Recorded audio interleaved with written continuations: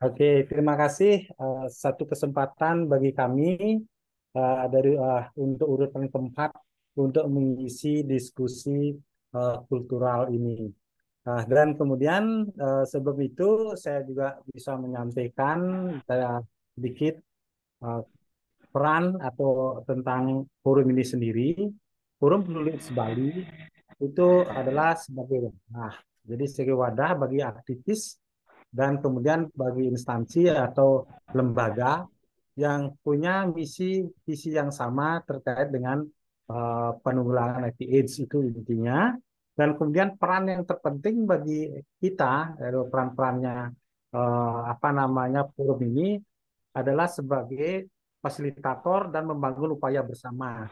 Nah, jadi forum itu bukanlah sebagai implementator, tapi bagaimana membangun upaya bersama dan sebagai fasilitator dalam rangka gerakan-gerakan itu sebagai gambar umum. Untuk kali ini saya membawakan uh, apa sebenarnya adalah awalnya konsep sebenarnya ini di awal ketika kita membuat agenda diskusi kultur ini awalnya sebagai satu konsep. Tapi ketika dalam proses-proses diskusi kultural ini, ide ini kemudian saya kembangkan dalam bentuk program. Ternyata gayung bersambut, akhirnya kami mendapatkan dana untuk mengimplementasi dari konsep ini menjadikan suatu program. Nah, ini juga adalah perannya forum sendiri hanya sebagai fasilitator. Jadi menempatkan sebenarnya adalah bagaimana komunitas itu punya peran tersendiri yang selama ini kalau saya lihat dari pengalaman dari program IPH ini, komunitas selalu adalah objek atas sehingga dibalik menjadi manfaat komunitas. Tapi pada konsep yang saya kembangkan menjadi business program ini itu menempatkan komunitas sebagai subjek. Nah, itu yang terpenting. Dan kemudian kenapa juga adalah saya membicarakan desa. Nah, ini kita akan ulas dalam diskusi dan pemaparan-pemaparan saya. Oke, berikutnya silakan, Mbak. Slide berikutnya. Oke, jadi kita sepaham dulu. Jadi kolaborasi yang saya maksud di sini adalah kerjasama membangun upaya bersama. Jadi kerjasama dalam upaya bersama antara komunitas dengan desa. Nah, selama ini kan gerakan-gerakan AIDS itu cenderung adalah bicara Oxford dan selalu adalah lebih kepada sesosok dari populasi kunci. Jadi yang penerima manfaat aja, tetapi bagaimana dengan secara geografis atau secara apa namanya kewilayahan itu belum artinya belum banyak yang mengerjakan. Nah, sehingga sekarang bagaimana ini komunitas dikaitkan dengan desa dalam mengatasi permasalahan AIDS untuk mencapai sasaran kami adalah kami tetap punya misi adalah partisipatif dan arti tujuan global dari IPH ini adalah desa getting to zero. Jadi ini pun akan mengarahkan juga pelibatan desa untuk menuju desa getting to zero itu. Sehingga kalau ini kita memberikan kontribusi yang berbasis kebutuhan komunitas, komunitas ini adalah audit maupun populasi kunci di tingkat desa, saya kira kontribusi untuk getting to zero akan lebih apa lebih apa namanya ada dan itu menjadikan sebagai goal yang cukup memberikan kontribusi. Nah, ketika bicara tentang membangun upaya bersama ini, yang kami maksudkan bagi komunitas adalah melalui proses-proses advokasi, di mana menempatkan inti dari advokasi kami ini adalah menempatkan peran dan isu berbasis komunitas dalam program desa. Jadi sasaran kami adalah program desa di mana komunitas berperan dan isu kebutuhan komunitas itu ada. Jadi intinya uh, di, di tipe advokasi, jadi begitu. Berikut slide berikutnya. Nah, kita sepaham juga dulu yang saya maksud dengan advokasi P2AIDS berbasis komunitas dalam program desa itu apa. Jadi sebenarnya ada serangkaian aktivitas komunikasi yang kita lakukan untuk mempengaruhi penentu kebijakan di tingkat desa. Jadi kita nonjok langsung adalah di level bawah, kekuasaan paling bawah, dalam rangka menempatkan peran dan isu HIV/AIDS sesuai dengan komunitas di dalam program desa. Nah, ini akan menjadikan pertanyaan mengapa kok desa, kok dilibatkan komunitas. Nah, ini ada beberapa mengapanya, saya akan jelaskan. Berikut, next, ya.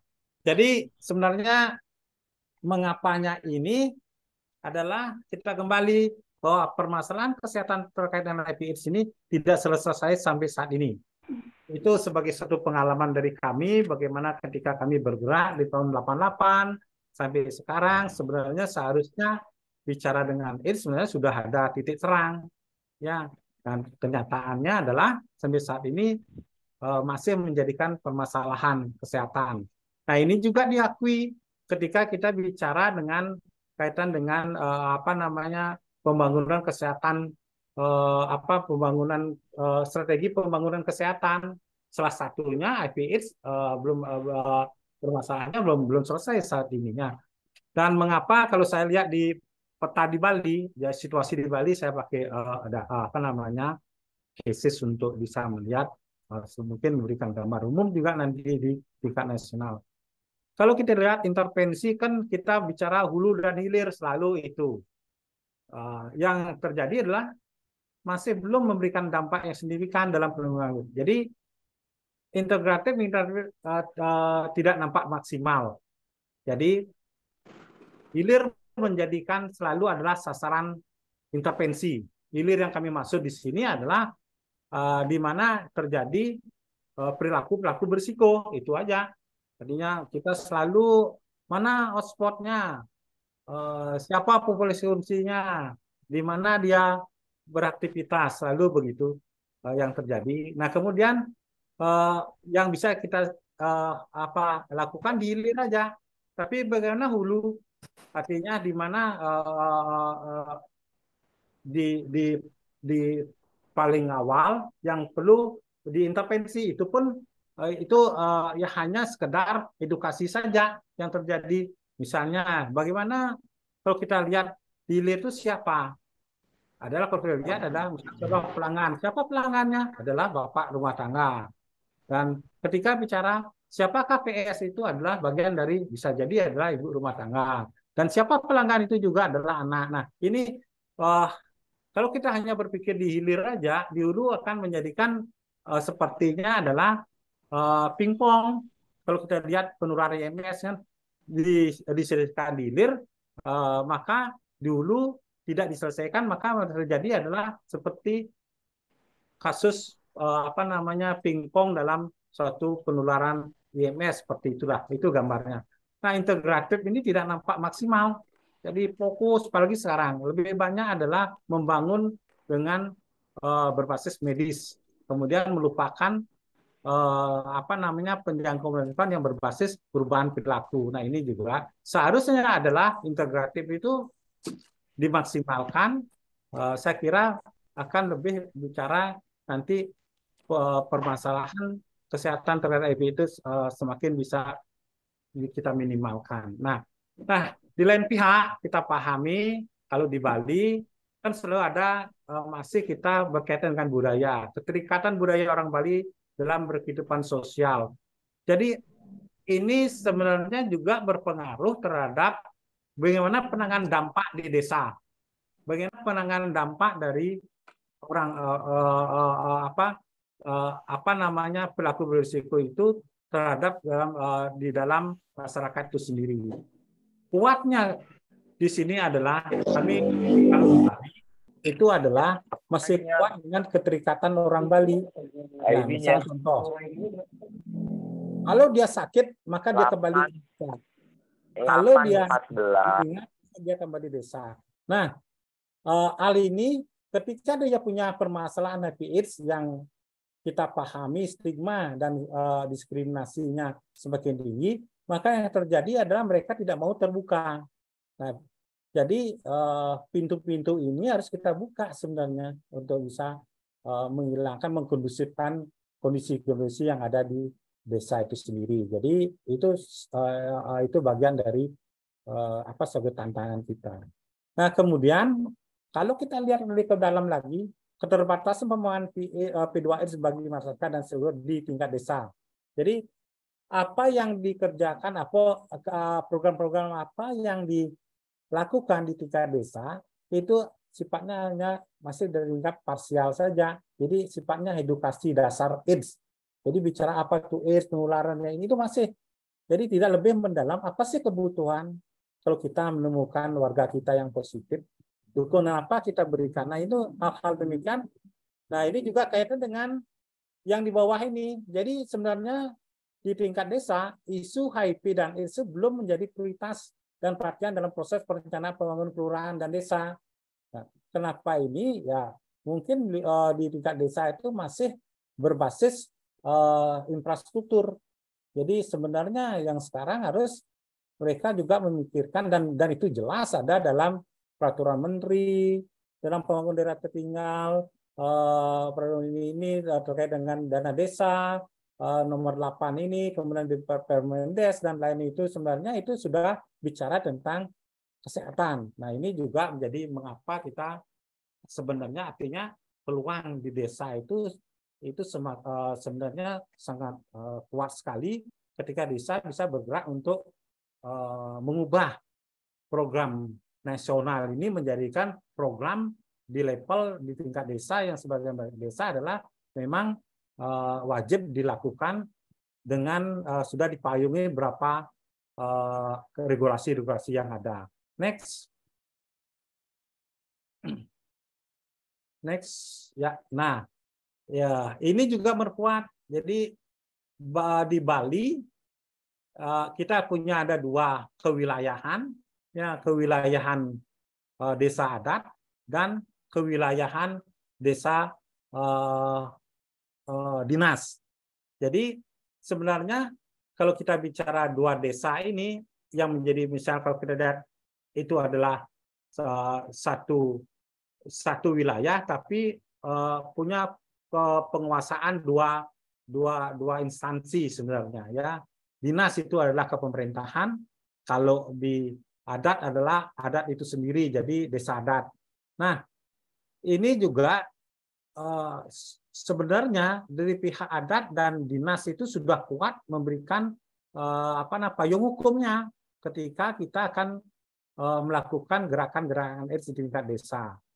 Jadi desa sendiri, desa adat khususnya, yang dimana kalau di Bali urusan administrasi adalah desa dinas. Tadi desa dari yang strukturalnya adalah Pemda. Kemudian yang menaungi semua kewilayahan, artinya kepemilikan wilayah, kepemilikan penduduk adalah desa adat. Nah, ini yang membedakan di daerah-daerah lain. Jadi yang sebenarnya yang memiliki penduduk dan wilayah itu adalah sebenarnya desa adat. Nah, tetapi dalam pemerintahan keadministratifnya itu adalah penduduk dan wilayah itu adalah secara administratif kekuasaannya ke wilayahnya ada di di tingkat dinas. Jadi itu. Nah, ketika bicara tentang desa adat sebenarnya desa adat sudah mendukung sekali karena 2012 sudah jelas dalam Persamuan Agung, jadi rapat kalau bilang ada rapat DPR-nya, anggaplah di Persamuan Agung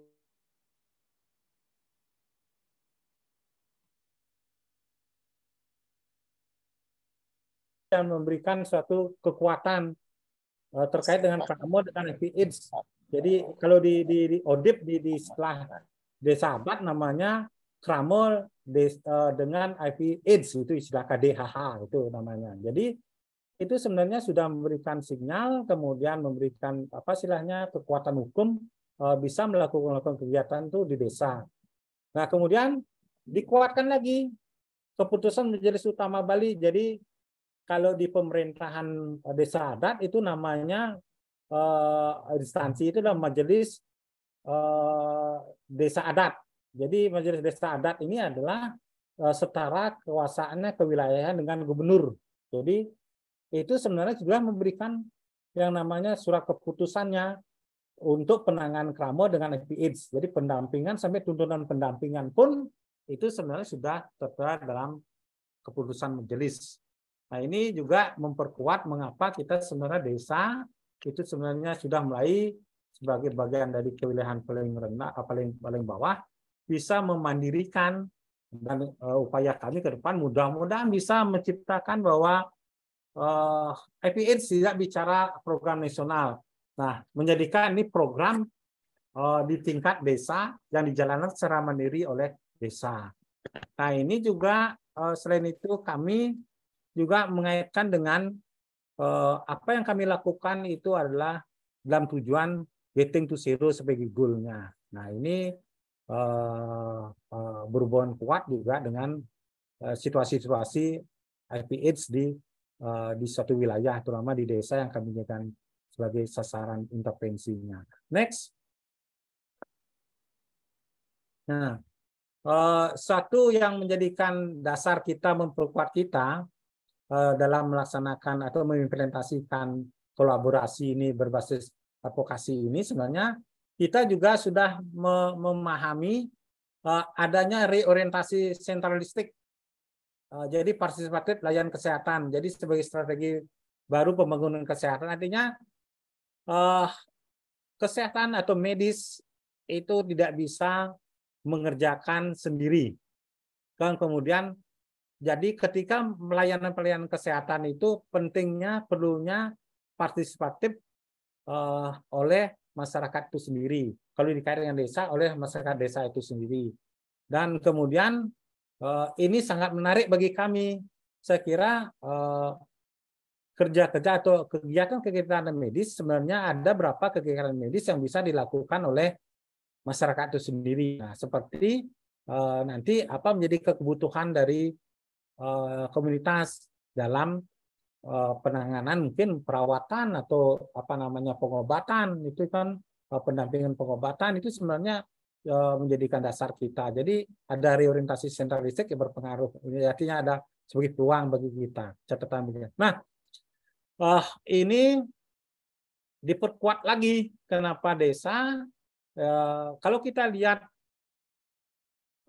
terkait dengan Menkes RI nomor 564, yaitu Desa Siaga Sehat, itu sesuatu yang bisa kita masukkan dan integratifkan program ini, karena setiap desa saya kira hampir seluruhnya sekarang sudah melaksanakan desa siaga sehat.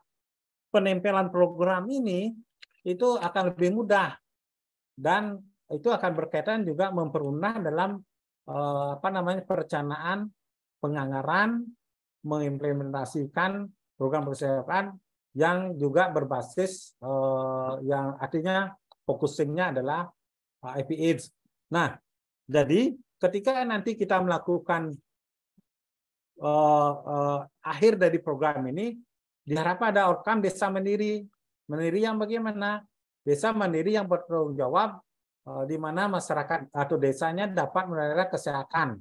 Jadi dapat menangani kesehatan secara mandiri dengan kekuatan atau melalui anggaran, kemudian melalui program-program dari desa itu. Jadi apa yang kami konsepkan ini sebenarnya sudah memberikan payung hukum, adanya apa namanya kolaborasi yang jelas yang bisa dilakukan antara instansi satu dengan instansi lain, nanti terutama dengan kesehatan, tingkat dasar dengan puskesmas, kemudian desa sebagai penguasa dan yang memiliki program-program apa namanya program penanggulangan AIDS itu sendiri. Jadi itu mengapanya. Next. Nah, saya sedikit gambaran getting to zero-nya ini sebenarnya adalah kalau kita lihat permasalahan itu tiga itu ada di desa, ya 3 desa. Jadi siapakah yang dikatakan audit atau komunitas adalah mereka berasal dari desa itu sendiri kan. Nah, terus kemudian di mana dia tinggal adalah di desa. Makanya sekarang kalau melakukan dengan kita lakukan kolaborasi ini untuk mencapai ini yang namanya zero infeksi, zero terkait dengan tidak ada kematian, apalagi bicara digitalisasi sangat tepat sekali bahwa desa sebagai meletakkan program AIDS di program desa. Jadi itu sebagai gambar umum. Kalau di Trisero saya kira teman-teman sudah semua memahami. Saya tidak jelaskan lagi. Oke, berikut. Nah, sekarang tadi saya menyampaikan sesuai dengan kebutuhan komunitas yang bagaimana. Nah, saya lihat, saya memberikan dari pengalaman-pengalaman yang ada, kemudian ketika kita melihat program-program yang ada, perencanaan itu adalah kalau bicara komunitas, komunitas dalam hal ini adalah populasi fungsi dan ODIP, itu masuk ke dalam satu desa, hampir semua desa itu ada yang namanya populasi fungsi sekarang, terutama di Denpasar. Desa-desa di Denpasar, populasi fungsi semua ada di wilayah itu. Kemudian ODIP ada di semua desa atau wilayah desa di Denpasar. Saya kira ketika lihat kebutuhan itu, ketika kita namanya penggalian kebutuhan, itu mereka adalah kebutuhan yang terpenting bagi mereka perawatan dan pengobatan di rumah. Ya, jadi sementara pengobatan dan perawatan di medis sudah jelas memang dilakukan oleh layanan medis, tapi perawatan dan pengobatan rumah itu sebagai bagian kebutuhan komunitas. Kemudian yang lain adalah dukungan sosial, ekonomi, psikososial, adat. Nah, saya tambahkan adat karena permasalahan itu ada terkait dengan kebutuhan sebagai satu kebutuhan. Nah, diantaranya apa? Next. Berikutnya, nah ini isu itu yang saya maksud ini. Masih ada ODIP terlantar ketika sakit tidak diterima keluarga, tidak ada yang merawat. Nah ini mengapanya? Ini kan mungkin faktor ada yang mengatakan adalah saya tidak tahu dan itu urusan medis. Nah, sebenarnya kalau kita disamakan dengan keadaan orang dalam keadaan sakit, sebenarnya apa yang dilakukan adalah saya kira standar. Tapi kenapa tidak mau melakukan ketika orang berstatus ODIP sehingga menyebabkan mereka terlantar? Ya. Nah, ini kemudian kalau kita terus mengandalkan medis, kedaruratan itu memungkinkan terlewati dalam penanganannya. Jadi itu yang sebenarnya. Kemudian terjadi kasus tidak mendapatkan layanan adat secara wajar ketika diketahui status sampai saat penanganan jenazah. Jadi itu sebenarnya mereka ada beberapa mitos mengatakan bahwa hubungan sosial itu bisa menularkan sampai-sampai penanganan jenazah itu tidak terjadi, seharusnya mendapatkan layanan adat, akhirnya terlewati. Jadi ada beberapa tahapan tidak dilakukan. Nah, kalau kita sebenarnya semua masyarakat adat harus mendapatkan hak yang sama dalam mendapatkan layanan adat. Nah, ini juga terjadi sebagai satu kasus. Kemudian ODIP dari Krama Desa tidak memiliki kartu kesehatan yang tidak bisa mengakses bantuan layanan kesehatan. Kebanyakan karena kita pahami ODIP itu tertutup dan tidak tahu sebenarnya situasinya, kondisinya, akhirnya mereka berurusan administrasi itu menutup diri, menjauh diri, mereka tidak mau terbuka, yang akhirnya hak-hak kesehatan untuk mendapatkan kesehatan pun menjadikan kesulitan. Ya, padahal sekarang ada pemerintah dengan beberapa kartu-kartu kesehatan itu sebenarnya bisa menjamin, memudahkan mereka untuk mengakses layanan kesehatan. Nah, ini juga menjadikan isu yang betul-betul yang perlu kita tangani. Kemudian, nah, beberapa pendatang atau komunitas, beberapa pendatang komunitas itu sendiri, misalnya mereka dari teman-teman dari LSL, transgender, kemudian PS, yang tinggal di wilayah desa itu tidak memiliki kartu identitas, jadi kebanyakan mereka tidak punya kartu identitas. Nah, ini berpengaruh juga dari mendapatkan hak-hak mereka, baik hak sosial, ekonomi, kalau misalnya ada bantuan-bantuan, kemudian hak-hak mendapatkan layanan kesehatan, ini juga menjadikan isu yang yang perlu kita tangani. Dan terakhir adalah terbatas kemampuan komunitas, lemah secara sosial dan ekonomi, terutama yang pendatang. mereka mengandalkan kehidupan yang mereka yang menjanjikan ekonominya hari ini untuk hari ini juga berpengaruh. Nah, kalau saya lihat isu-isu sebenarnya ini adalah kita kategorikan sebagai indikator intermediate, artinya suatu indikator intermediate yang dimana program-program yang dilakukan oleh desa maupun oleh kabupaten itu lebih kepada program-program artinya di luar dari program-program yang dijalankan oleh desa maupun kabupaten. Jadi kami ada pada alur pencapaian indikator intermediate. Nah, artinya apa? Kalau ini indikator ini kita bisa tangani, isu ini kita bisa atasi, maka otomatis program-program yang dijalankan oleh kabupaten maupun desa dari program itu adalah otomatis memberikan kontribusi yang lebih kuat dalam pencapaian ini. Itu artinya kita itu adalah forum dalam ini adalah lebih berpikir pada indikator intermediate dengan isu-isu yang ada ini. Nah, sementara ini ketika kami sudah ada di implementasi ini, waktu ini ada namanya pertemuan kita membentuk tim advokator ini, kemudian ada lokalatif dan menentukan satu isu yang dimana isu itu kita gunakan untuk ke depan sebagai perjuangan kegiatan-kegiatan advokasi. Next. Ya, sebelumnya. Nah, jadi dari sekian isu yang sudah kita dapatkan, ya sekarang kita sebenarnya seperti saya di awal saya sampaikan itu mencari prioritas isu, artinya kita mencari satu isu dan isu itu kita akan lakukan perjuangan sehingga produknya semakin tepat dan jelas.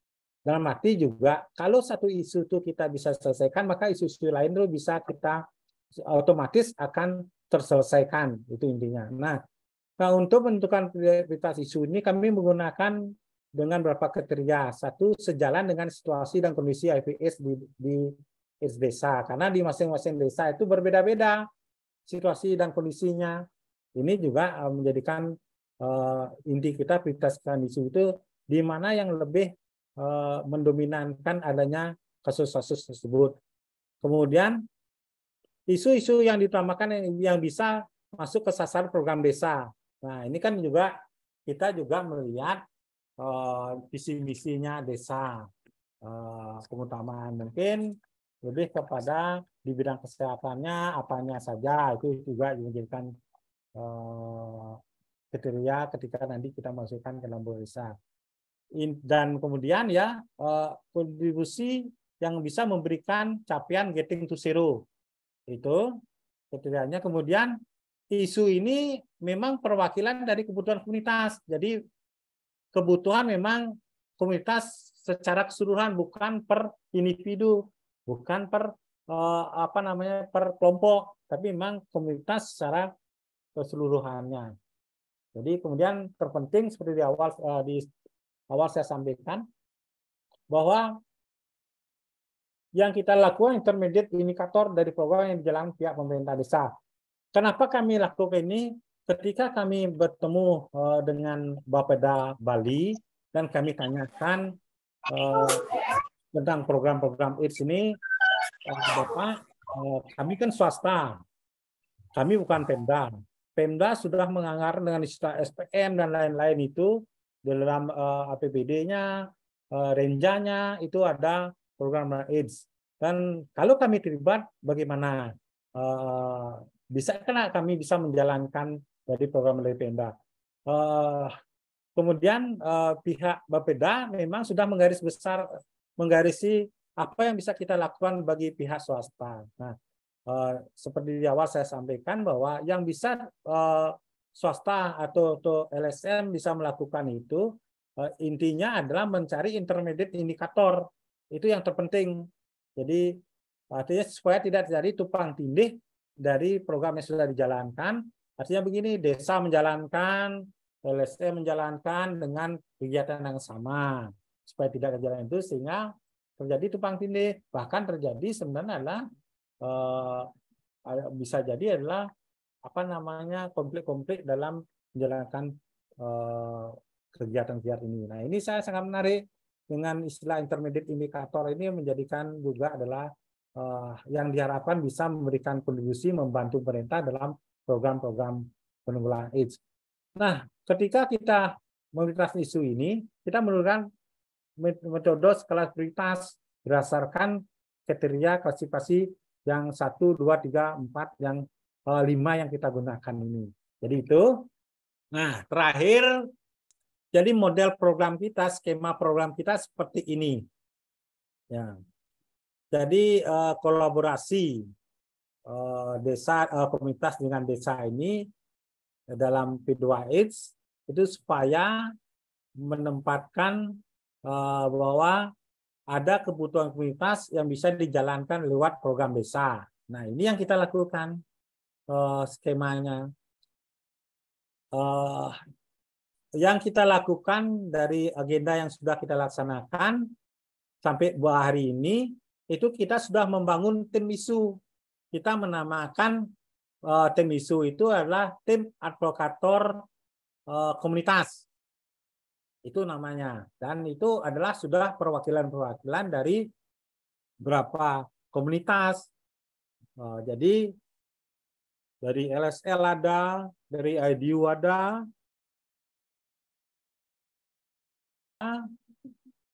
di transgender itu ada. Jadi LSL juga ada. Jadi itu yang sehingga ini mereka punya nanti peran yang menempatkan mereka betul-betul mereka yang bergerak. Ya, seperti di awal saya katakan, bagaimana menempatkan mereka untuk menjadikan dia sebagai subjek di dalam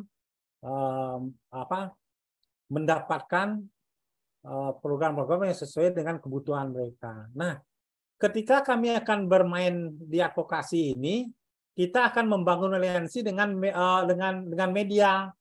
Jadi media sehingga digambarkan strategi kita ada dua, offline, istilahnya offline dan online. Jadi ada dua kelompok kita buat. Kelompok yang online itu adalah beraliansi dengan media. Jadi bagaimana menggunakan medsos dan kemudian dengan media massa yang ada itu sebagai pendukung dalam gerakan-gerakan yang akan dilakukan oleh tim advokator ini. Kemudian yang berikutnya kita kategorikan yang senang yang vokal, yang punya kekuatan untuk berbicara, kita masukkan di kelompok offline. Offline ini artinya akan nanti melakukan gerakan-gerakan yang nanti melakukan lobbying, bertemu, lobbying, kemudian mengadakan pertemuan-pertemuan atau workshop atau apa namanya. Jadi dia sebagai narasumber nanti. Jadi itu pola kita, ya bagaimana kita akan melakukan yang namanya advokasi ini. Nah, untuk mendapatkan mereka skill, dalam hal ini, kemudian memperkuat konten-konten mereka yang berbasis media. Ketika melakukan lobbying, kita di minggu yang lalu sudah namanya melakukan lokalatif advokasi berbasis media. Jadi mereka sekarang sudah mulai menempatkan diri dan memiliki yang namanya online untuk gerakan-gerakan di medsos, gerakan-gerakan advokasi di medsos itu sendiri. Dan dengan sendiri juga di masing-masing komunitas kan punya juga adalah media-media sosial yang dia gunakan untuk publikasi itu dijadikan juga bagian dari aliansi media kita. Jadi kalau kita gambarkan itu cukup antara ada sekitar 6 atau 7 media yang dimiliki oleh teman-teman dari lembaganya itu sebagai bagian dari aliansi, kemudian dari tim advokator itu sendiri itu memiliki media online. Nah, ini juga akan memperkuat gerakan-gerakan kita. Semua ini itu kita justru kita membuat satu koordinasi dengan teman-teman yang ada di wartawan-wartawan yang memiliki online punya media medsos sebagai publikasi berita-beritanya itu. Dan kami dalam hal ini menempatkan koordinator programnya itu adalah dari teman dari divisi media. Jadi kebetulan dia seorang wartawan, dia juga melatih dan membantu membina dan menuntun teman-teman dari tim advokator ini. Nah, berikutnya ketika ini nanti sudah ada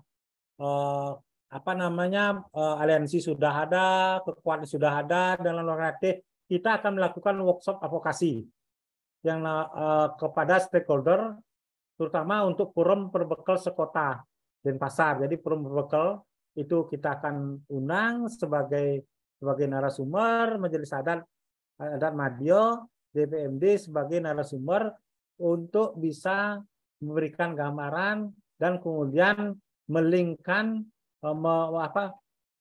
membantu untuk mempertemukan antara tim advokator komunitas ini yang sudah memberikan isu untuk dihadapkan dengan para stakeholder seperti forum perbekal, Majelis Adat, dan DPMD. Itu yang kita lakukan.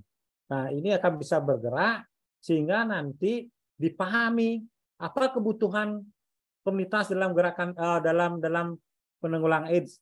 Apa bisa ditawarkan peran dari komunitas dalam melaksanakan program-program di tingkat desa. Nah, itu akan menjadikan satu pemahaman, mungkin ada juga sebenarnya akan ada gambaran-gambaran yang bisa nanti yang membantu pihak-pihak stakeholder ini menempatkan tim ini atau komunitas ini untuk gerakan-gerakan di tingkat desa. Nah, untuk memperkuat apa yang sudah didapat dalam advokasi ini, tentu saja tidak cukup sampai di sana. Kita akan melakukan lebih kepada lobbying lagi dalam bentuk diskusi terfokus dari RT-LTL dalam rangka menguatkan isu. Ini akan kita lakukan kepada siapa? Kita akan melakukan ke tim forum dengan media. Jadi apa kita dapatkan? Kita lagi pertemukan di forum, karena kita pahami dalam forum itu kan ada beberapa instansi lembaga, sehingga memperkuat dari fokus-fokus dari kolaborasi yang kita akan buat untuk di tingkat desa. Nah, selain ke forum juga ke lebih lanjut, tindak lanjutnya masuk ke forum perbekal, khususnya di desa sasaran advokasi. Jadi itu juga kita akan diskusikan sehingga lebih real dan prioritas dan kebutuhan itu bagaimana teknisnya kita bahas di sana. Nah, berikutnya juga dengan dengan media juga kita lakukan, karena media adalah bagian aliansi kita juga, itu memperkuat tentang bagaimana menyusun gaya-gaya penulisan untuk sehingga lebih kepada memang to the point apa yang harus kita lakukan. Nah, kemudian semua diskusi RTL ini akan lebih memperkuat isu, memperkuat bentuk kolaborasi yang kita akan rencanakan, yang kita akan bisa masukkan di tingkat. Maka berikutnya kita akan melakukan diskusi kesepakatan kolaborasi kegiatan dan pelibatan proses perencanaan program di tingkat desa sarana advokasi. Jadi sebenarnya kita akan melakukan workshop kedua di sini, ya, sebagai finalisasinya. Saat itulah nanti tim advokator akan presentasi, kemudian didengar oleh apa yang sudah dinamai final dari sebelumnya, workshop sebelumnya dengan orang yang sama, itu akan menjadikan sebagai menempatkan bentuk kolaborasinya. Jadi ada kesepakatan. Jadi terakhir dari semua ini kami menganggap berhasil dalam advokasinya jika nanti sudah ada kesepakatan kolaborasi, kesepakatan dalam bentuk tertulis. Ini. Nah, ini adalah akhir dari atau sebagai produk kita, bagaimana menempatkan teman-teman di komunitas bisa berperan dan isunya bisa ditempatkan dalam program-program desa. Nah, akhirnya kami nanti pada akhirnya tentu saja ada evaluasi program. Inilah gambaran dari skema program advokasi yang dikonsepkan sehingga sekarang ini dijadikan dan sedang diimplementasikan oleh forum yang menempatkan teman-teman komunitas sebagai subjek P2H. Demikian bisa saya sampaikan. Tentu saja yang saya minta dalam diskusi ini harapan-harapan bisa membuka program, mungkin ada isu atau apapun yang menjadikan kesemangatan kami untuk bisa melakukan lebih dalam proses-proses advokasi itu. Terima kasih. Ya, terima kasih banyak Bli Evo yang tadi sudah membagikan pengalaman teman-teman di Forum Peduli AIDS Bali, bagaimana strategi advokasi teman-teman di Forum Peduli AIDS Bali dalam merangkul stakeholder, terutama di tingkat desa, untuk ikut terlibat dan berperan aktif dalam program-program penanggulangan HIV/AIDS di Bali ya. Mungkin teman-teman ada yang mau menanggapi atau mau menanyakan, silakan buka sesi diskusi untuk sore hari ini. Iya, teman-teman yang mau bertanya ataupun berkomentar bisa raise hand ataupun menuliskan pertanyaannya di kolom chat ya. Ya, sambil menunggu ada yang mau raise hand, saya melihat ada satu pertanyaan ini dari Pak John Toding. Izin klarifikasi BFO terkait permasalahan kesehatan di PPT Bapak, slide ketiga, ada mencantumkan edukasi dasar AIDS. Yang ingin saya klarifikasi adalah apakah materi edukasi dasar AIDS belum memadai untuk meningkatkan pemahaman. Menurut Bapak, konkretnya materi yang diperlukan apa yang menurut Bapak sesuai dengan kebutuhan teman-teman komunitas? Mohon pencerahannya. Mungkin saya bisa share lagi ya slide yang ketiga itu tadi. Ini ya. Ya. Ya, silakan Beli. Ini ada yang ini ya. Ya. Ya. Jadi begini, yang biasa, misalnya kan di desa itu dia sebenarnya memiliki program kegiatan penyuluhan, sosialisasi. Nah, sementara ini dari tahun ke tahun, dari hampir seluruh desa itu lebih berbicara tentang pemahaman dasar. Memang benar, perlu kita berikan, tapi juga sebenarnya ada mengikuti dari perkembangan permasalahan HIV/AIDS, sehingga memberikan respon atau kontribusi nanti adalah apa-apa yang selain pengetahuan dasar kita pahami, hal apa saja bisa kita gunakan sebagai mendorong atau memberikan support atau memberikan dukungan kepada populasi fungsi atau pada ODIP.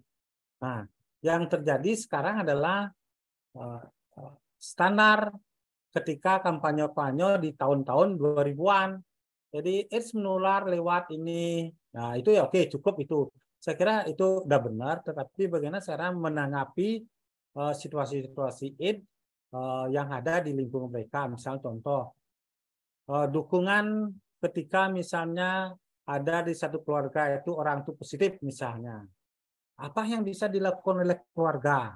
tindakan apa ketika kita merawat, kedaruratan apa yang bisa diberikan ketika si ODIP ini atau teman yang anggota keluarganya positif diberikan itu misalnya.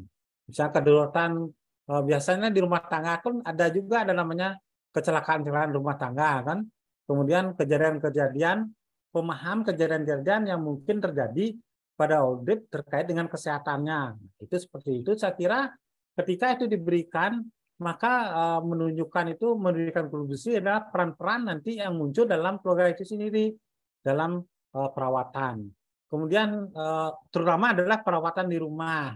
Misalnya kalau anggota keluarganya yang positif, kalau dia luka, bagaimana penanganannya? Kan lebih artinya lebih terfokus, artinya bukan terfokus tapi memberikan juga sumbangsih dari pemahaman pengetahuan yang lebih memperkuat dalam memberikan dukungan kepada audit itu. Kemudian juga adalah kebutuhan yang sebenarnya tentang pengobatan, apalagi sekarang kan ditekankan pengobatan. Kalau lepas pengobatan mereka tidak ada dukungan di lingkungan rumahnya, itu juga berpengaruh bagi oda-oda terbuka yang diketahui oleh keluarganya yang sedang minum obat. Mereka sendiri tidak tahu bagaimana caranya, misalnya pendampingan minum obat. Ya, bagaimana caranya supaya contoh mungkin cara-cara mengingatkan mereka minum obat dan lain-lain. Itu sebenarnya akan memberikan kekuatan-kekuatan dalam mereka di masyarakat untuk ikut proses dalam penanggulangan AIDS. Nah, seperti itulah salah satu contoh yang jadi tidak hanya pengetahuan dasar saja.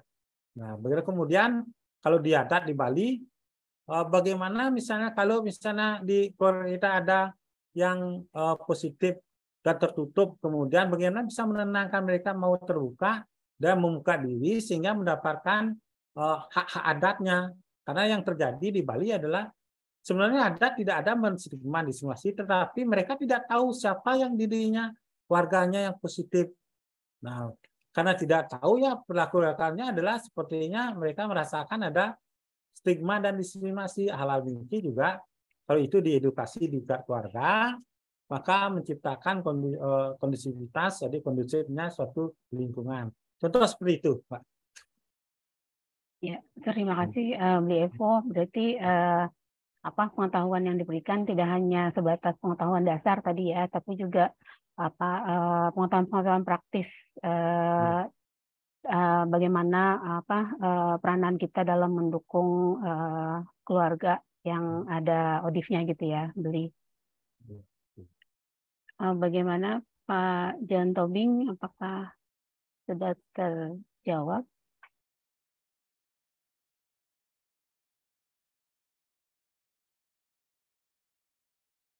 Pak Jonnya masih ada nggak ya?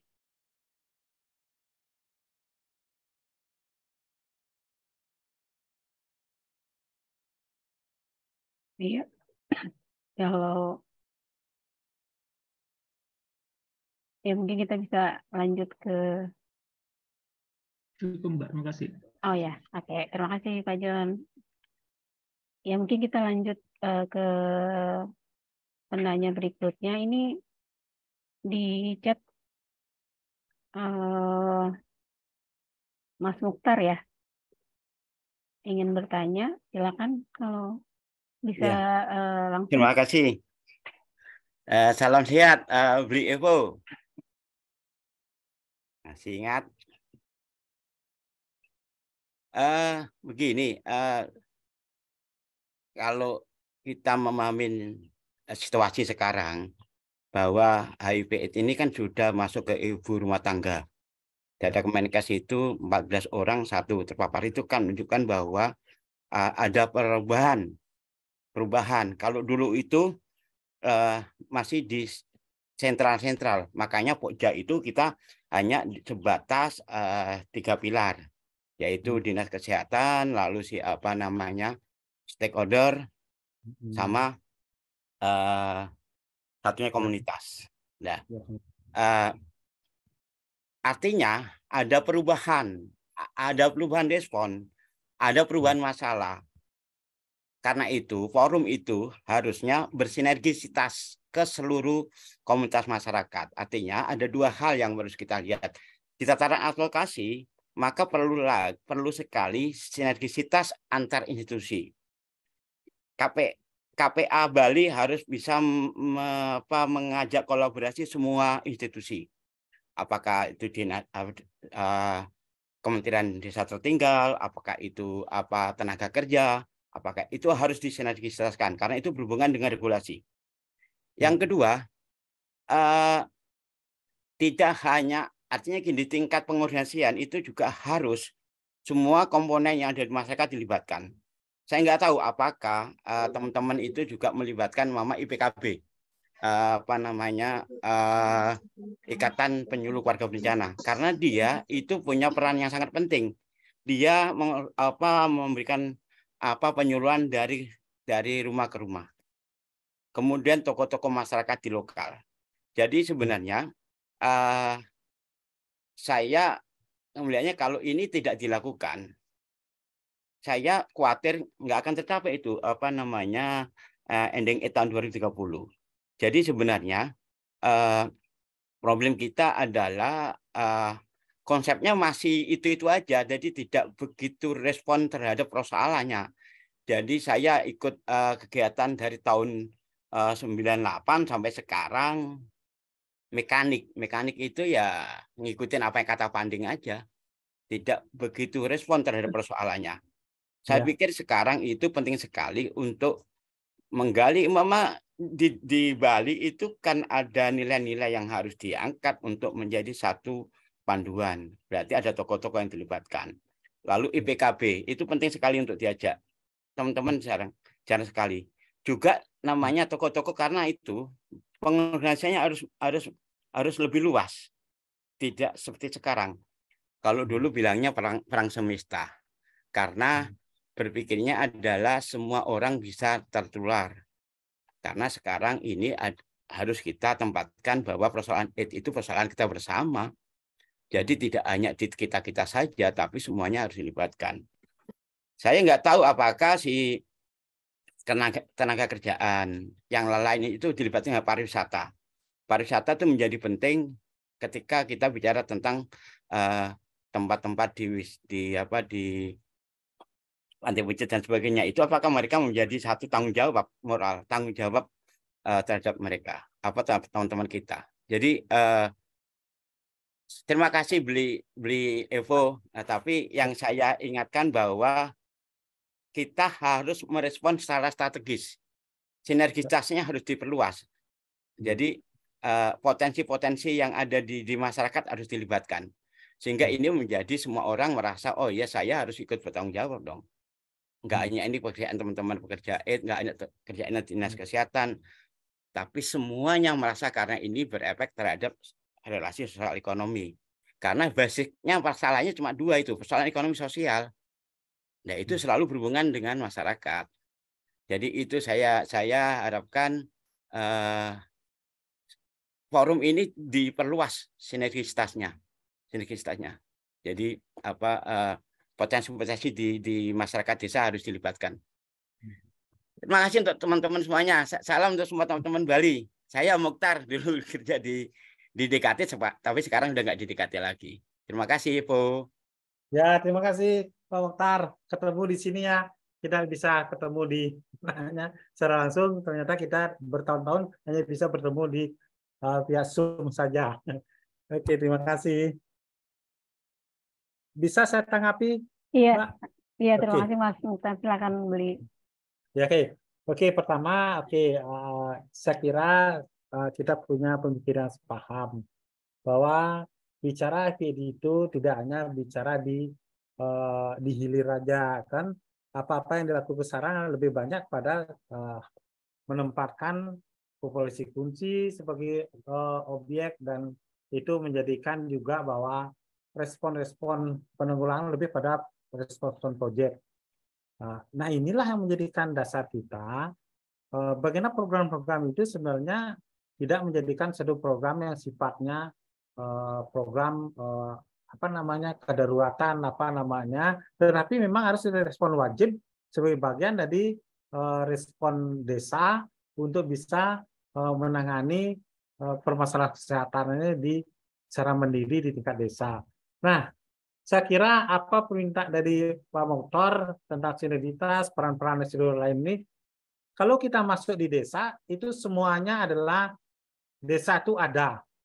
Ya, dari komponen-komponen dari PLKB, PLKB-nya, kemudian dari bicara tentang ketenagakerjaan, itu saya kira di suatu kelembagaan desa itu semua ada, yang sebenarnya sentralnya justru ada di desa. Makanya sekarang desa kalau kita dilibatkan langsung, itu namanya sinergitas dalam gerakan-gerakan itu lebih fleksibel, kemudian lebih praktis untuk bisa kita laksanakan. Jadi itu masukan saya. Satu lagi, sebenarnya Pak Mokhtar bukan perubahan respon, tapi perkembangan respon. Ya, tidak hanya satu titik, berkembang ke lebih luas itu loh. Terima kasih. Ya, terima kasih Beli atas tadi respon dari tadi tuh ini ya komentar ya Mas Mokhtar ya. Mungkin ini ada Ibu Yulia Amita yang sudah resen. Silakan Ibu kalau ada komentar atau pertanyaan. Halo, saya perkenalkan, saya dari Ibu Yulia Anita dari Yayasan Relawan Kesehatan Independen Indonesia. Jujur, saya pernah mendapatkan 2 pasien HIV/AIDS, dan yang satu di saat itu sekitar 3,5 tahun yang lalu, di mana saya sempat dibawa ke rumah sakit pemerintahan di daerah kami sini. BPJS tidak menanggung yang namanya HIV/AIDS. Nah, maka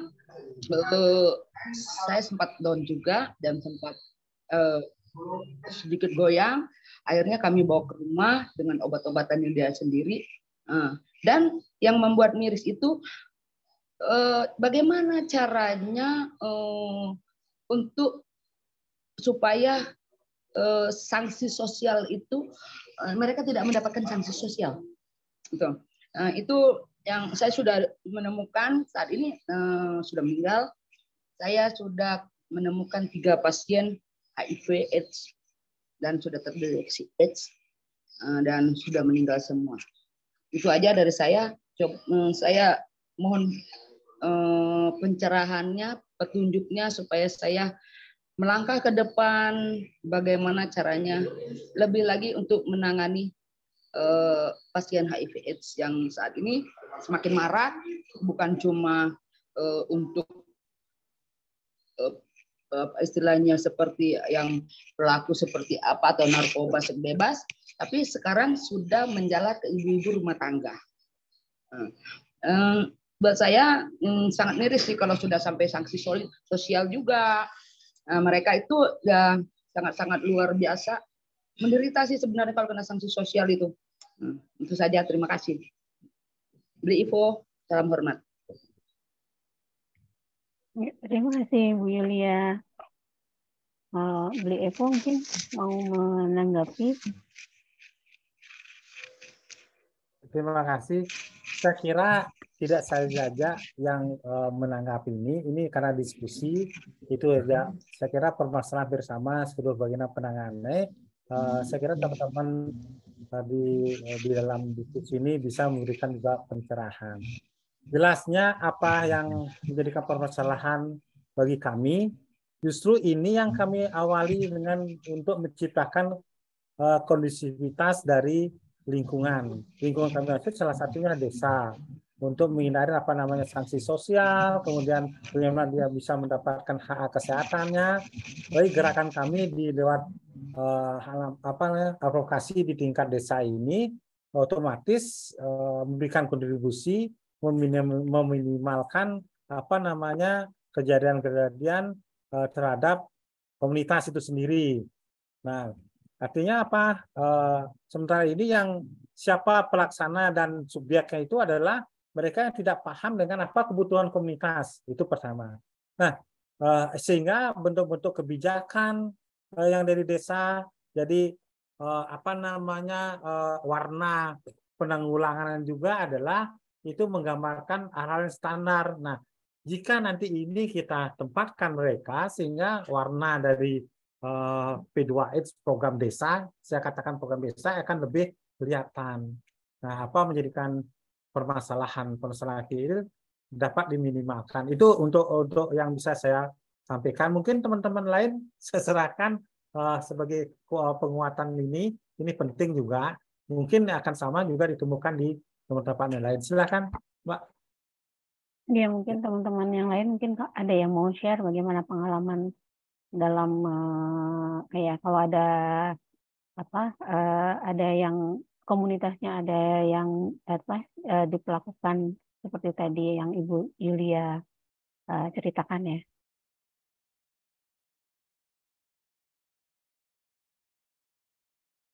Mohon maaf, Ibu Yulia dari mana, Ibu? Saya tinggal di daerah Kabupaten Bekasi, Tambun Selatan, Jawa Barat. Saya ketua dari Yayasan Relawan Kesehatan Independen Indonesia. Kami bergerak di kesehatan.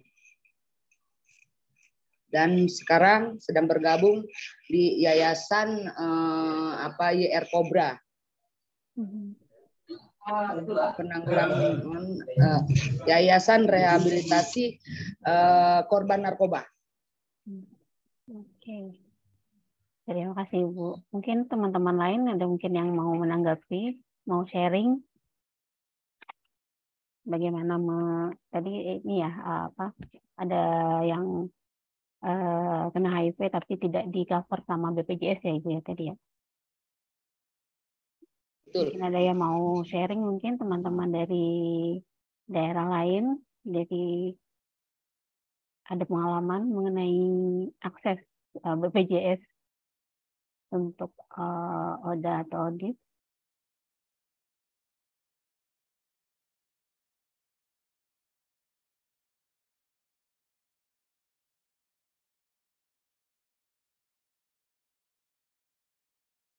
Bang Daniel mungkin gimana ini pengalaman di Bekasi?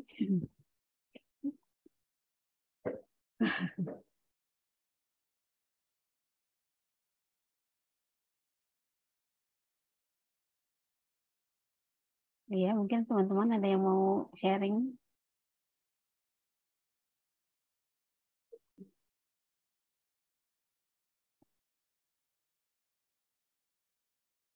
Tapi tergabung dengan ini enggak, Bu Yulia, forum peduli Jawa Barat atau Bekasi?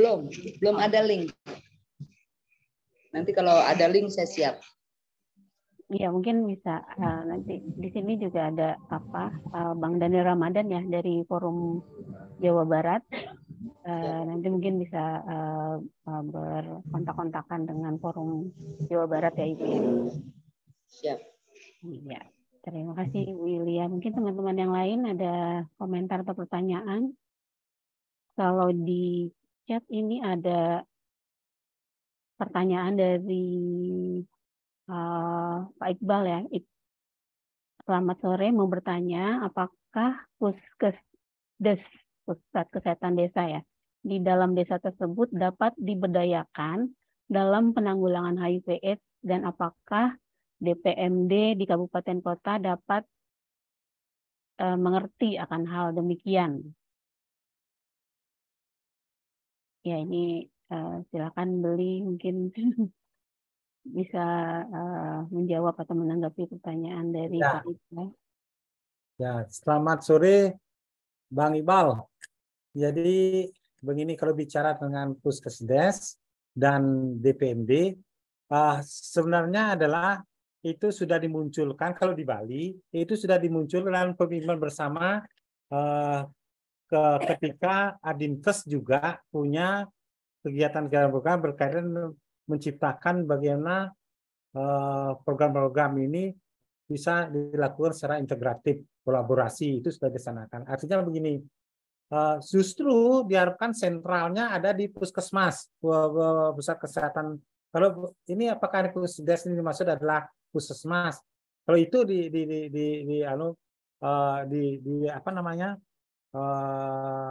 diartikan, maka sebenarnya sekarang adalah justru puskesmas sebagai sentral, karena sekarang semua puskesmas sebagai PDP, ya PDP dari untuk pengobatan orang dengan HIV/AIDS ini. Beberapa kegiatan itu juga adalah disentralkan di puskesmas sebagai pelaksana bersama dengan LSM, itu sudah terlaksana. Misalnya contoh mobil PCP itu kemudian pendampingan ODIP juga menempatkan beberapa apa namanya petugas lapangan dari LSM ditempatkan di puskesmas. Itu sebaliknya dalam penjangkauan itu sudah sebenarnya bentuk dari, karena di awal sudah saya sampaikan dari sentralisasi menjadikan partisipatif, inilah bentuk strategi pembangunan kesehatan yang sebenarnya sudah dicanangkan dan diimplementasikan oleh Dinas Kesehatan melalui puskesmas. Nah, kemudian terkait dengan DPMD, ya, berapa pertemuan sudah memunculkan sampai saya sendiri beberapa kali sebagai narasumber untuk bisa menyampaikan terkait dengan anggaran-anggaran. Artinya begini, karena DPMD lebih adalah sebagai konsultannya desa, itu sebenarnya. Kalau dia berperan sebenarnya sebagai apa kata DPMD, itu sebenarnya memberikan, memudahkan bisa dilakukan di tingkat desa. Karena DPMD yang memahami tentang bagaimana penganggaran, apa saja bisa digunakan untuk kaitan dengan anggaran-anggaran yang ada. Justru sekarang ketika nanti akan melibatkan desa, karena desa satu pertanyaan yang kita mau, tapi bagaimana cara menganggarkan? Nah, cara menganggarkan itu hanya yang tahu adalah DPMD. Nah, ketika bicara ini, maka sebenarnya DPMD juga punya kekuatan juga bisa memberikan konsultasi atau memberikan dukungan-dukungan terhadap penganggaran AIDS di tingkat desa. Dan kemudian diperkuat juga beberapa Permendes terkait dengan ini, misalnya Permendes nomor 6, kemudian nomor 8 2022, itu sudah memberikan gambarkan MDGs di desa yang harus dilaksanakan di desa. Nah, ketika itu dikatakan, maka peran DPMD juga akan berperan di sini. Nah, seperti itulah. Jadi sebenarnya yang namanya bentuk-bentuk dukungan dalam rangka program-program AIDS di tingkat desa itu sebenarnya sudah kelihatan, dan dukungan sangat jelas sekali baik DPMD maupun puskesmas di tingkat atasnya di tingkat dinas kesehatan. Jadi itu yang bisa saya sampaikan. Terima kasih banyak Beli atas responnya. Jadi Pak Iqbal, bagaimana Pak? Sudah terjawab Pak?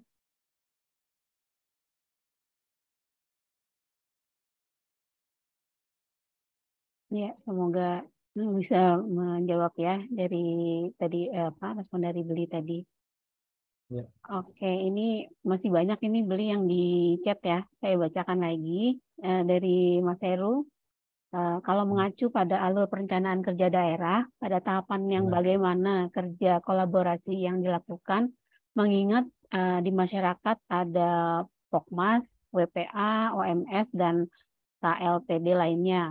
Juga ada individu penerima manfaat dan ruang-ruang partisipasi yang berpotensi tersedia atau dibangun yang bagaimana? Ya. Iya. Mungkin itu mungkin maksudnya ya peluang apa bisa dimanfaatkan oleh teman-teman yang dimana adalah kita sebagai ormas, sebagai LSM, mungkin itu yang maksudnya. Nah, sebenarnya pintu-pintu itu sudah disediakan oleh pemerintah. Dalam hal ini kenapa kita mau dan berani untuk masuk ke desa? Itu di mana desa itu adalah bagian dari unsur pemerintah daerah di tingkat paling bawah. Nah, sebenarnya pengalaman kita lihat di sana ada peluang yang namanya juga sekarang lagi ditrenkan adalah swakelola 1 dan swakelola 3. Ya. Jadi peluang itu ketika program-program itu ada terkait dengan IP/AIDS, itu sebenarnya ada peluang bagi kita sebagai gerakan-gerakan di level swasta atau disebut dengan LSM atau bisa apa itu bisa melakukan misalnya dengan swakelola 1 kita sebagai narasumber. Nah, itu bisa juga atau kita sebagai personal lapangan di mana yang punya program adalah bisa desa, bisa mungkin UPD. Nah, itu bisa. Atau mungkin kita masuk ke peluang swakelola 3. Itu bisa di mana kita akan melamar, ikut tender, kemudian nanti dari awal sampai akhir kita sebagai pengelola program itu sendiri. Nah, tentu saja akan melihat apa isi dari program kerja dengan instansi siapa. Misalnya apakah dengan dinas sosial kah, yang kemudian dia tenderkan ke swasta melalui swakelola 3-nya atau dengan dinas kesehatan seperti contoh sekarang. Dan dilakukan salah satu 2 LSM yang ada di Denpasar ikut untuk swakelola 3 dengan proposal yang ada dan juga melihat program-program yang sedang dicanangkan oleh dinas kesehatan. Nah, ini sedang lagi proses. Kemudian jelas untuk mendapat ini juga kita bermain juga di tingkat advokasi. Ya, bagaimana itu ada, bagaimana kita mendapatkan karena ada pengambil keputusan yang lebih besar untuk bisa mendesak, maka kita melakukan lobbying dan salah satunya pertemuan dengan wali kota. Jadi IAC memfasilitasi ini. Kemudian kita bertemu langsung sehingga di sana ada komitmen dari penguasa di Pemda sehingga sebagai catatan menjadikan rekomendasi untuk bisa dibukanya ada peluang untuk mendapatkan anggaran ini dalam program penanggulangan AIDS. Atau mungkin kalau di tingkat level di penguasaan paling bawah ada inilah salah satu tujuan kami agar bagaimana partisipasi bisa terwujud, tidak hanya terwujud sebagai apa penyumbang ide aja, tetapi sebagai pelaksana, sebagai peran. Nah, target kami adalah ketika nanti advokasi ini berhasil, kolaborasi ini berhasil, disepakati, maka ketika nanti ada perencanaan-perencanaan di tingkat desa yang musrenbang desnya, itu memberikan peluang bagi kita semua ikut bermusyawarah. Jadi ikut terlibat dalam musyawarah desa. Nah, komunitas-komunitas inilah yang bisa kita tempatkan di sana.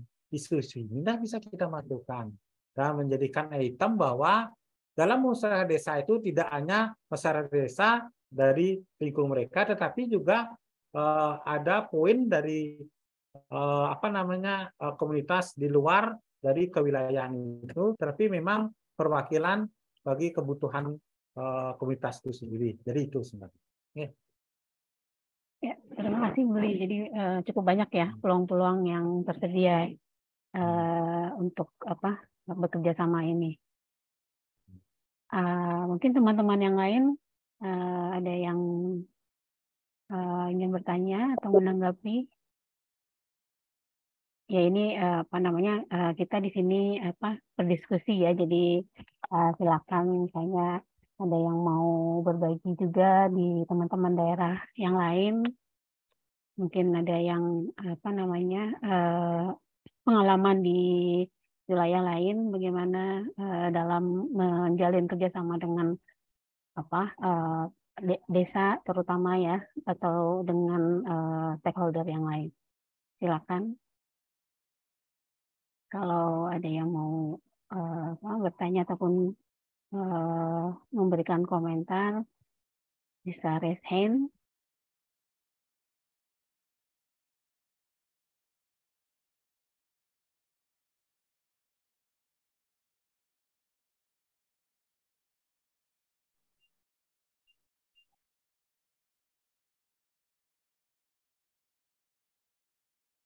Ini ya silakan Pak Nio ya. Ya, makasih. Mau sedikit sharing aja. Sepakat sama yang Beli Evo utarakan bahwa sebenarnya di level paling struktur kontrol sosial paling rendah yaitu desa, itu sebenarnya anggaran itu mampu dan bisa diakses. Artinya ada anggaran, maaf ribut, ada anggaran desa yang memang bisa diakses. Sedikitnya cerita saja bahwa kemarin kami baru saja menggerakkan LKK, yaitu Lembaga Kemasyarakatan Kewilayahan. Dalam hal ini ada 5 elemen dari LPM, kader PKK, Karang Taruna, RW, juga Tipmas. Mereka kita gerakan sebagai penggerak masyarakat dalam hal ini untuk sosialisasi HIV, di mana dananya sebenarnya awalnya kami dapat dananya dari CSR duluan yang ada di sekitar wilayah tersebut. Dalam hal ini walaupun saat di Balongan Pertamina, dan tapi kita mengembangkan CSR ini tidak untuk program-program yang berbau kayak sinterklas ya, berbagi-bagi support yang berupa material, tapi kita lebih ke bagaimana mengembangkan, mendukung mereka dalam peningkatan kapasitas, menjadikan mereka champion-champion, biar sebenarnya itu jadi investasi. Harapannya sih lebih ke situ. Dan itu sebenarnya baru tahap awal, dan kedepannya memang mereka akan menjadi kader penggerak bersama komunitas HIV, juga petugas pelayanan kesehatan. Itu rencana tindak lanjutnya. Terima kasih. Terima kasih. Terima kasih banyak Mas Mio untuk sharingnya.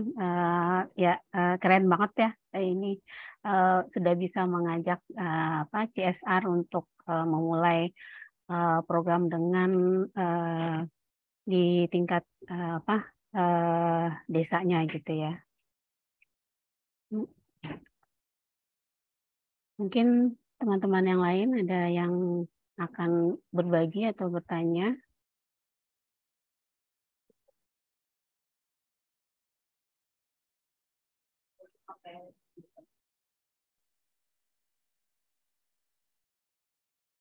Ya, ini di kolom chat ini ada dari Pak Nyoman Tenaya Santika. Pak Nyoman mungkin mau dibacakan sendiri langsung mungkin.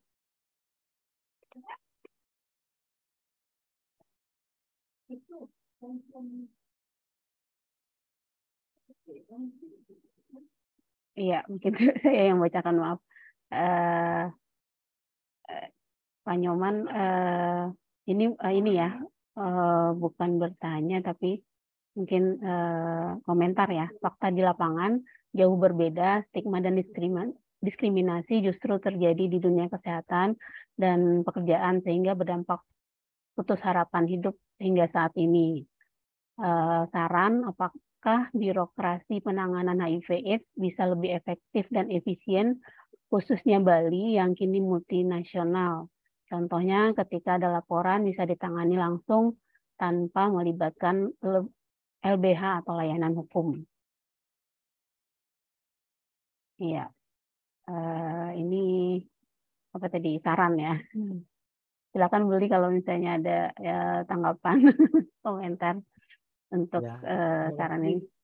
Ya, terima kasih Pak Nyoman Tenaya. Mungkin tesis jelas ada dimanapun. Ya, tapi kalau dari standarisasi memang tidak semua kita temukan ada kasus-kasus namanya stigma dan diskriminasi. Justru kebalikan bisa terjadi adalah menstigma diri sendiri, itu lebih banyak sering muncul di lingkungan teman-teman di ODIP. Ya, artinya sudah dirasakan dirinya ada stigma dan didiskriminasikan. Sebenarnya lebih banyak adalah muncul stigma diri sendiri yang muncul itu loh.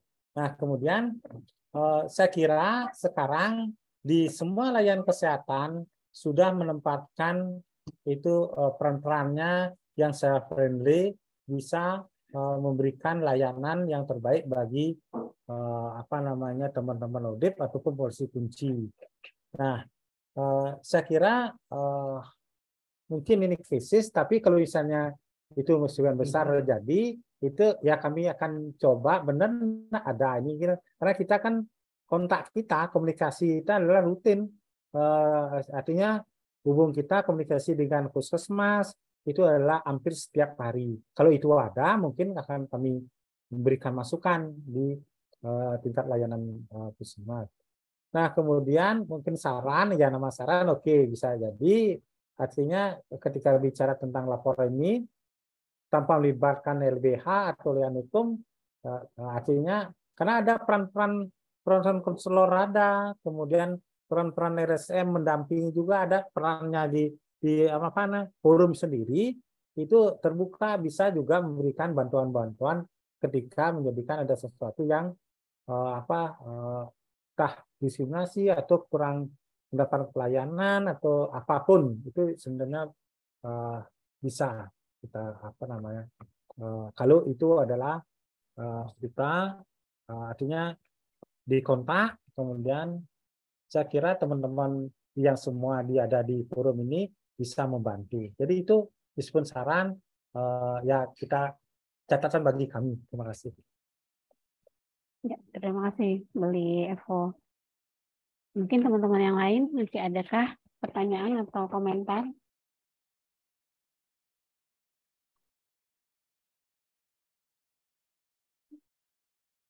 Silakan kalau masih ada yang mau bertanya ataupun berkomentar.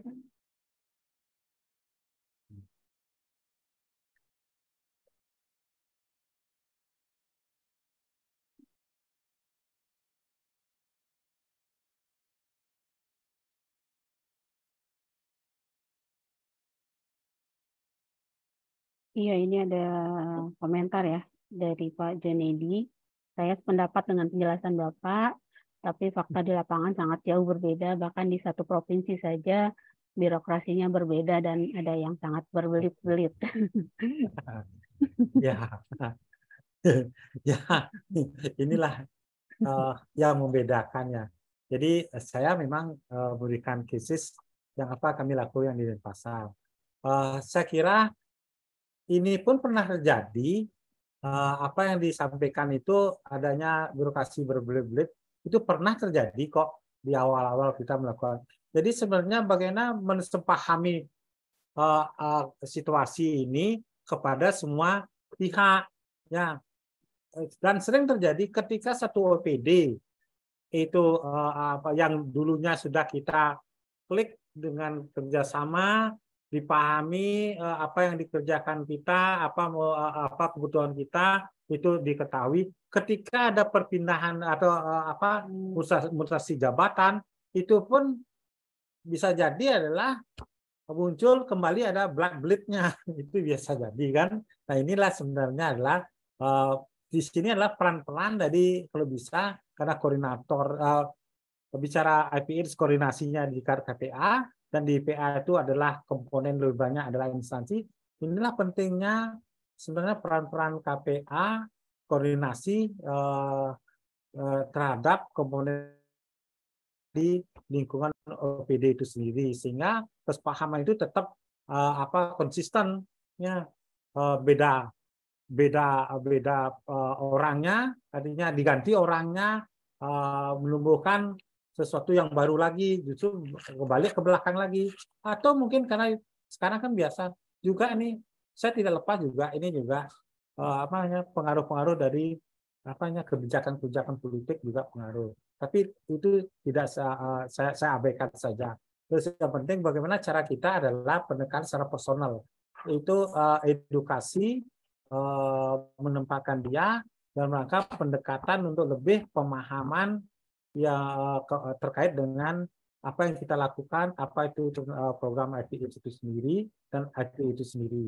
Kita pahami tidak semua pemegang kekuasaan itu memahami secara detail ataupun sedikit tentang secara parsial pun mungkin masih tanya terkait dengan IPIDS. Jadi itu sebenarnya. Terima kasih. Iya, terima kasih Beli. Ya, berarti memang perlu usaha yang terus-menerus ya Beli untuk memberikan pemahaman tersebut. Oke, mungkin teman-teman masih adakah pertanyaan ataupun komentar? masih ada tersisa sedikit waktu. Mungkin kalau masih ada teman-teman satu pertanyaan lagi atau satu komentar lagi, masih bisa sebelum kita tutup.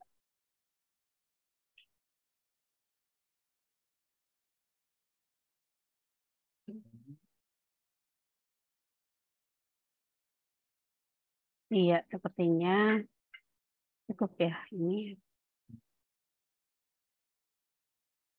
Ya, ini terakhir Beli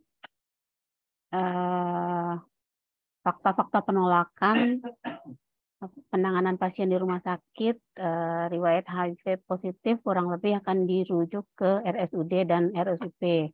Saran apakah dimungkinkan didirikan rumah sakit khusus HIV/AIDS di Bali? Bagaimana ini Beli? Kalau saya mungkin jadi penguasa mungkin ya perlu, karena saya bukan penguasa. Jadi saya kira enggak begini.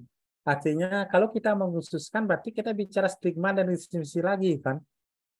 Ini justru bagaimana menempatkan HIV/AIDS ini sebagai sesuatu yang standar, sebagai penyakit biasa yang lainnya. Toh yang bicara yang terjadi bukan HIV-nya. Justru AIDS itu kan seperti sama dengan penyakit-penyakit lain yang tumbuh yang ada pada dirinya. Yang penanganan itu adalah penanganan dikembalikan ke masing-masing spesialisnya. Itu aja. Jadi artinya begini, sekarang adalah tinggal memaksimalkan di mana misal satu rumah sakit, contoh rumah sakit di sini Sanglah sudah memaksimalkan dan mereka semua tahu tentang SOP ketika kita menangani ODP, ketika nanti dia itulah pasien ODP itu kan hampir seluruh dari poli-poli yang berkaitan dengan yang namanya gejala-gejala AIDS itu mereka sangat pahami dan mereka bisa menangani sendiri loh. Mulai dari spesialis anak sampai ke spesialis penyakit dalam, apalagi penyakit dalam dia yang memahami semua itu. Nah, kemudian juga sampai ke saraf pun artinya apa? Jadi sebenarnya memaksimalkan tergantung sekarang adalah bagaimana menempatkan kebutuhan-kebutuhan berkait dengan hubungan dengan HIV/AIDS dipahami oleh semua poli atau semua spesialis atau semua yang namanya komponen-komponen yang ada di rumah sakit. Jadi kalau itu dibuat penyakit HIV/AIDS sebagai penyakit khusus, itu sama dengan menstigma dan definisikan lagi tentang AIDS itu, dan juga adalah tambah lagi apalagi sudah orangnya sudah di stigma, tambah lagi adalah bicara tentang penyakitnya di stigma lagi gitu. Jadi itu menurut pendapat saya. Oke, terima kasih banyak Beli atas responnya. Semoga bisa menjawab ya Pak Nyoman. Mungkin ini yang terakhir ini Pak Nio boleh silakan kalau mau izin ya, langsung. Ya, seperti yang tadi beliau bilang bahwa strategi pendekatan personal kepada pemangku kebijakan itu dijalankan, tapi di saat itu tidak berjalan, kita sempat bukan memberlakukan sih, ya membolehkan komunitas untuk mengadu di sosial media, dan itu terbukti efektif. Sebenarnya lebih ditegur, kenapa kamu berani ngomong gitu, tapi kita atas dasar bukti. Setelah kita melakukan hal itu berkali-kali, pihak layanan kesehatan, dinas-dinas merasa sedikit agak terpojok dan agak tersorot dan juga ditegur, kami beralih ke pendekatan personal lagi. Tapi dan itu terbukti buat kami di Jawa Barat, di Kota Bandung khususnya, dari yang baik-baik terus sedikit frontal, baik-baik kembali itu akhirnya berjalan. Itu saja sharing kami. Makasih. Saya setuju dengan Bang Nio ya. Jadi ini adalah peluang juga ketika kita melaksanakan advokasi berbasis berrelasi dengan media. Dan tentu saja Mas Nio sudah tahu bahwa Rumah Cemara adalah yang memberikan kita ini bisa melaksanakan program kolaborasi ini. Terima kasih, Bang Nio. Iya, terima kasih banyak Mas Nio untuk sharingnya. Ya, memang berbagai upaya yang perlu dilakukan ya, mulai dari pendekatan secara individual gitu, sampai ke advokasi melalui media ataupun langsung ke stakeholdernya langsung gitu ya. Memang butuh usaha-usaha ya, Mas Nio dan Beli, untuk program penanggulangan HIV kita ini. Mungkin tadi ya sharing dari Mas Nio ini adalah yang terakhir. Ada sebenarnya satu lagi, Mbak, dari Bang Junedi. Di chat ya? Oke. Ya. Iya, ini kami sudah melakukan pendekatan ke pihak DPRD, Dinkes, Dinsos, tapi tidak ada jawaban sampai salah satu anggota komunitas itu ditahan supaya bisa jenazah pasien HIV dipulangkan. Ini gimana maksudnya? Ya. Oke. Sampai penahanan SIM untuk mengeluarkan jenazah pasien. Itu karena si pasien tidak dijamin BPJS ataupun Jamkesda. Oke, itu aja saya tambahan. Oke, terima kasih atas penjelasannya, Ibu. Oke.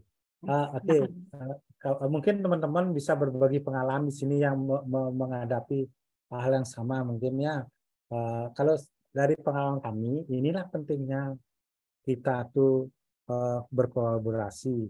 Kalau kami, kita adalah salah satu anggota dari untuk di dinas sosial itu LKS, Lembaga Kesehatan Sosial. Kalau kita tergabung di RESES, itu ada berapa yayasan tergabung jadi satu, diantaranya juga ada yang membantu penanganan jenazah, kemudian ada juga terkait dengan yatim piatu dan banyak hal. Nah, ini bisa kita dengan kolaborasi ini sangat membantu ya. Karena kalau kita bicara ke DPR, Dinkes, terutama di DPR, bicara tentang minta pertolongan secara teknis akan sulit beliau memberikan jawaban. Ya, karena pasti dikatakan kan sudah ada yang mengurus. Ya, kami yang ada di legislatif adalah lebih banyak pada perencanaan. Pasti begitu kalau kita tidak kenal. Ya, jadi formalitas kita minta, maka formalitas akan muncul menempatkan tupoksinya. Tetapi ketika pendekatan secara personal anggota DPR, misalnya, itu akan lebih mudah. Itu pertama, pendekatan yang formal. Kemudian juga di Dinkes, tapi karena Dinkes sama Dinsos, Dinkes itu memang tidak menangani terkait dengan bagaimana memulangkan jenazah. Tapi mengeluarkan cara, saya kira kalau tepat kita dapatkan orang yang bisa P2M, PLP, itu bisa kita minta bantuannya. Nah, beliau akan sangat dekat sekali dengan pelaksanaan teknis dari kaitan dengan penanganan penyakit menular dan tidak menular, akan bisa membantu. Nah, di Dinsos sendiri itu biasanya yang bisa dibantu adalah kaitan dengan pemulangan jenazah atau pemulangan ini itu tergantung dari program-program Dinsos sendiri. Itu. Tetapi kalau di Bali misalnya, tolong Pak bidang rehab atau bidang bantuan, saya akan membantu orang dengan HIV. Beliau akan menjawab tidak bisa, pasti bilang tidak bisa, karena nomenklatur yang kita lihat sekarang ini di UPD Dinsos memang tidak ada bantuan untuk orang dengan audit atau orang dengan HIV/AIDS, tidak ada. Nah, tetapi kalau tidak mengatasnamakan kata HIV atau AIDS, mungkin ini tidak ada orang yang tidak punya keluarga di sini, minta bantuan untuk dipulangkan jenazahnya. Mungkin kalian ini kan mempermudah kita minta bantuan ke tingkat Dinsos. Nah, ini artinya bagaimana kita mengolah cara-cara kita melihat apa yang bisa dilakukan oleh apa yang dicanangkan oleh OPD itu dan kita sesuaikan dan itu kalau misalnya tidak ada IPID akan sulit. Tapi kalau bisa bicara di garis bawahi tentang jenazah itu tidak ada yang ngurus, tidak ada orangnya, mau dipulangkan tidak ada pendanaan, saya kira lebih gampang. Ya, seperti itu contoh-contohnya. Mungkin teman-teman lain bisa punya pengalaman bisa dibagikan. Silakan.